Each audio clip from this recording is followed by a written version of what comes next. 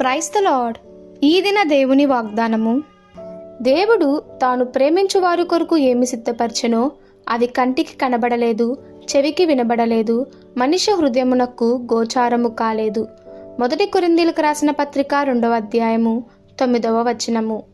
మన జీవితంలో జరగవలసిన కొన్ని మార్పులను గురించి బహుశా దేవుడు మనతో మాట్లాడి ఉండవచ్చు, కానీ మనము భయపడుతున్నాము. అడుగుపెట్టడానికి మనం భయపడకూడదు. మనం ఒకవేళ తప్పు చేసినా లోకమేమీ మూసుకొని పోలేదు. ఆయన తెరుస్తున్న ద్వారాల ద్వారా వెళ్దాము. ఒక దిశగా మనము కొన్ని అడుగులు ముందుకు వేస్తే ఇంతకు ముందు మూయబడిన ద్వారాలు కూడా మనము సమీపించినప్పుడు తెరుచుకుంటాయేమో చూడాలి. ఒకవేళ దేవుని నుండి ఒక చిన్న సూచన వచ్చి ఉండవచ్చు, కానీ మనము దాని సంపూర్ణ చిత్తాన్ని చేయటం లేదేమో. దేవుడు అంచెలంచెలుగా నడిపిస్తున్నాడు. మొదటి అడుగు మనం వేసే వరకు రెండో అడుగు ఆయన చూపడు.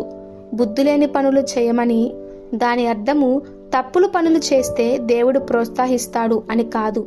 భయానికి జ్ఞానానికి మధ్య ఉన్న సతమతమును తెలుసుకోవాలని కోరుకుంటున్నాను.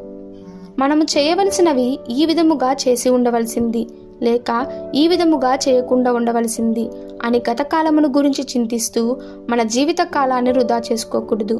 ఏమి జరిగి ఉండేదో అని ఆలోచించుకోవడము ఒక నిరాశ. మనం ప్రయత్నించిన పద్ధతి సఫలం కావాలని లేదు, కానీ వాటిని తెలుసుకోవడంలో కనీసం వ్యక్తిగత భావాన్ని పొందుతాము. మన జీవితం అంతా ఇతరులు ఏం చేస్తున్నారు, అది చేస్తే ఎలా ఉంటుంది అని తెలుసుకుంటూ మన జీవితాన్ని వృధా చేసుకోకూడదు.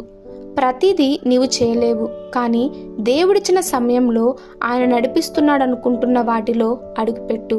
అప్పుడు నీవు విజయాన్ని పొందుకోగలుగుతావు.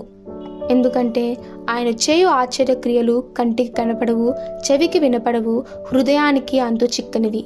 ఈ దిన దేవుని వాగ్దానము మనందరి జీవితంలో నెరవేరులాగున ప్రభు కృప మనకి తోడై ఉండును గాక. ఆమెన్. God bless you.